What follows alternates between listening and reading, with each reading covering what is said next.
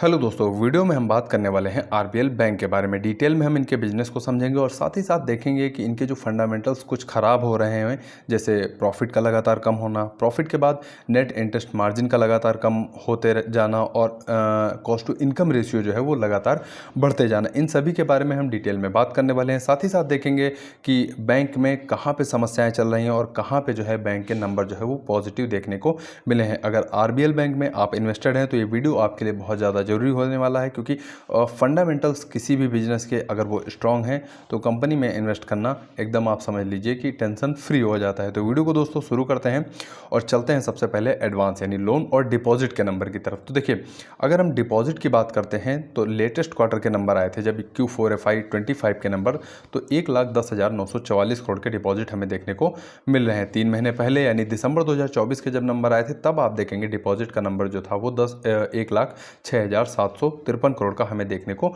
मिल रहा था। तो डिपॉजिट क्यू बेस पे आपको इंक्रीज होते हुए नजर आए हैं। अब डिपॉजिट का नंबर साल दर साल कंपेयर करेंगे यानी फाइनेंशियल ईयर 24 के फोर्थ क्वार्टर से, तब भी आपको डिपॉजिट का नंबर जो है वो इंक्रीज होता हुआ नजर आया। तो डिपॉजिट के केस में अगर आप देखते हैं तो बैंक ने ग्रोथ की है, जो कि बैंक के लिए अच्छी बात है। कासा रेशियो की अगर हम बात करते हैं तो 34.1% कासा रेशियो हमें देखने को मिलता है।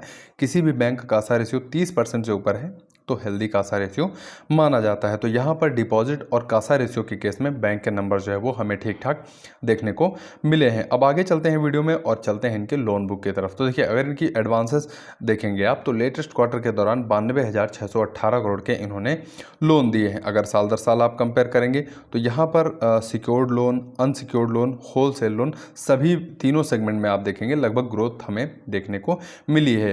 अगर आप अनसिक्योर्ड लोन देखेंगे तो 8% इनके जो लोन है वो साल दर साल कम हमें देखने को मिले हैं। लेकिन अगर ओवरऑल लोन बुक की आप बात करेंगे तो यहाँ पर 3 महीने पहले 90,412 करोड़ की इनकी लोन बुक हमें देखने को मिली थी और लेटेस्ट क्वार्टर के दौरान 92,618 करोड़ यानी क्यू बेस पे इनकी लोन बुक हमें इंक्रीज होती हुई नजर आई है। सालाना अगर कंपेयर करेंगे यानी साल दर साल वाई बेस पे, तब भी आपको लोन बुक में ग्रोथ देखने को मिली है, जो कि बैंक के लिए अगेन अच्छी बात हमें देखने को मिल रही है। तो डिपॉजिट के केस में नंबर आपने देखे बैंक के बढ़ते हुए नजर आए हैं और साथ ही साथ लोन बुक अगर देखेंगे तब भी बैंक की बढ़ती हुई नजर आई है। दोनों केस में बैंक के नंबर पॉजिटिव हमें देखने को मिले हैं। अब चलते हैं एसेट क्वालिटी की तरफ। तो देखिए, एसेट क्वालिटी बैंक लोन देती है और बैंक जो लोन देती है ज़रूरी नहीं है कि सारे लोन जो हैं इनके वापस आ जाएं। इसका जो मानक होता है वो ग्रॉस एनपीए रेशियो या फिर नॉन परफॉर्मिंग एसेट्स यानी एनपीए रेशियो, इसके द्वारा हम पता करते हैं। तो देखिए, अगर ग्रॉस एनपीए रेशियो का देखेंगे आप तो 2.6% हमें देखने को मिल रहा है लेटेस्ट क्वार्टर के जब नंबर आए थे। 3 महीने पहले अगर जाएंगे तो वहाँ से ग्रॉस एनपीए जो है वो हमें गिरता हुआ नजर आया है। लेकिन अगर आप साल दर साल देखेंगे तो लगभग ग्रॉस एनपीए आपको मिलता जुलता ही नजर आएगा, बहुत ज़्यादा गिरावट हमें देखने को नहीं मिली है। उसके बाद नेट एनपीए रेशियो आप देखेंगे तो यहाँ पर 0.29% हमें देखने को मिला है, जो कि क्यू बेस पे कम होता हुआ नजर आया है, अच्छी बात है। और वाई बेस पे भी जो नेट एनपीए रेशियो है वो कम होता हुआ नजर आया है, जो कि अगेन एंड बैंक के लिए अच्छी बात है। पीसीआर रेशियो आप देखते हैं तो अच्छा खासा पीसीआर रेशियो हमें देखने को मिल जाता है 89% के आसपास। पीसीआर रेशियो यानी प्रोविजन कवरेज रेशियो, बैंक कितना अपनी तरफ से तैयार है कोई भी अगर लोन डिफ़ॉल्ट होता है तो उसको जो है वो पूरा करने के लिए। तो देखिए, पीसीआर रेशियो किसी भी बैंक अगर 70% से ऊपर है, 75% से ऊपर है, तो अच्छा खासा पीसीआर रेशियो हमें देखने को मिल जाता है, जो कि बैंक के लिए हेल्दी होता है। आगे चलते हैं नंबर की तरफ। अब बात करने वाले हैं हम टोटल कस्टमर और ब्रांच की तरफ। तो देखिए, अगर टोटल कस्टमर आप देखेंगे इनके तो कस्टमर बेस इनका जो है वो क्यू बेस पे कम होता हुआ नज़र आया है। इनफैक्ट पिछले आप Q3 के नंबर देखेंगे तो लगभग 1.5 करोड़ के आसपास कस्टमर देखने को मिल रहे हैं और अभी आप देखेंगे तो कस्टमर जो है वो कम होते हुए नजर आए हैं। अगर हम Q2 की बात करते हैं तो वहाँ पर भी आप देखेंगे 1.6 करोड़ कस्टमर हमें देखने को मिले थे। तो एक ये चैलेंज हमें देखने को मिला है कि क्यू बेस पे कस्टमर का लगातार कम होना। ईयरली कंपेयर करेंगे तब भी लगातार आपको कस्टमर गिरते हुए ही नजर आए हैं। तो सबसे बड़ी जो समस्या है, इनके कस्टमर जो है वो कम होते हुए नजर आए हैं। उसके बाद चलते हैं फिर टोटल ब्रांच नंबर देखेंगे। तो देखिए, अगर टोटल लेटेस्ट क्वार्टर के दौरान ब्रांच का नंबर देखेंगे तो 561 ब्रांच इनके पास टोटल हमें देखने को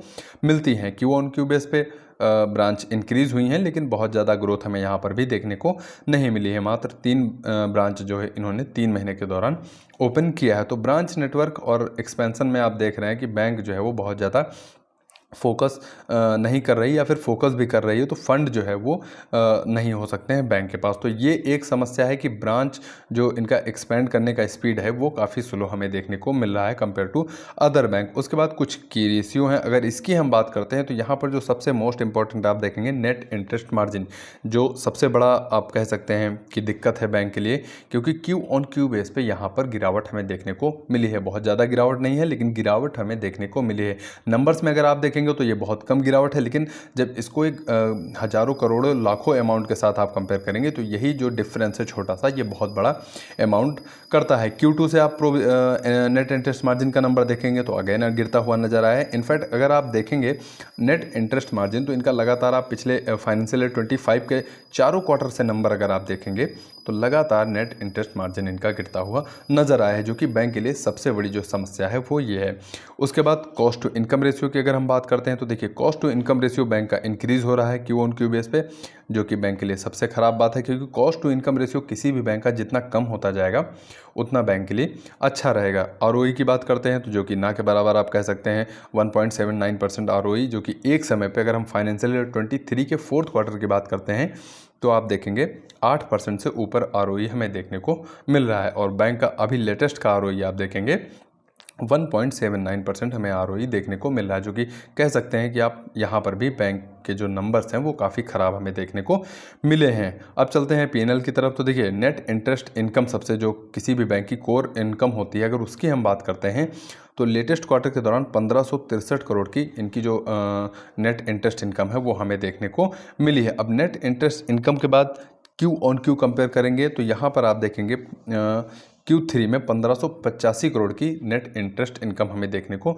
मिली थी, यानी क्यू ऑन क्यू बेस पे जो है नेट इंटरेस्ट इनकम बैंक की गिरती हुई नज़र आई है। उसके बाद हम चलते हैं वाई ऑन वाई बेस पे कंपेयर करेंगे तो यहाँ पर भी आप देखेंगे नेट इंटरेस्ट इनकम की जो है वो गिरती हुई नज़र आई है। अब पूरे फाइनेंशियल ईयर 24 में अगर आप इनके नंबर्स देखेंगे तो 6043 करोड़ जो है वो इन्होंने टोटल नेट इंटरेस्ट इनकम की है। और फाइनेंशियल ईयर 24 की अगर हम बात करते हैं तो थोड़ी सी ग्रोथ हमें देखने को मिली है, लेकिन लगभग आप नंबर देखेंगे मिलता जुलता ही नंबर देखने को मिलेगा। उसके बाद प्रॉफिट की तरफ चलते हैं तो देखिए प्रॉफिट काफ़ी ज़्यादा बैंक के गिरे हुए हैं। 3 महीने पहले का अगर प्रॉफिट आप देखेंगे तो 33 करोड़ था और लेटेस्ट क्वार्टर में आप देखेंगे लगभग 70 करोड़ के आसपास प्रॉफिट हमें देखने को मिल रहा है। तो क्यू ऑन क्यू बेस पे प्रॉफिट आपको जरूर बढ़ते हुए नजर आएंगे, लेकिन अगर प्रॉफिट को वाई ऑन वाई बेस पे कंपेयर करेंगे तो प्रॉफिट अच्छे खासे हमें गिरते हुए नजर आए हैं। एक साल पहले का प्रॉफिट आप देखेंगे तो 3 महीनों के दौरान 353 करोड़ का प्रॉफिट जो है वो बैंक ने किया था। वहीं अगर फाइनेंशियल ईयर 24 के प्रॉफिट का नंबर आप देखेंगे तो यहाँ पर 1168 करोड़ का कंपनी ने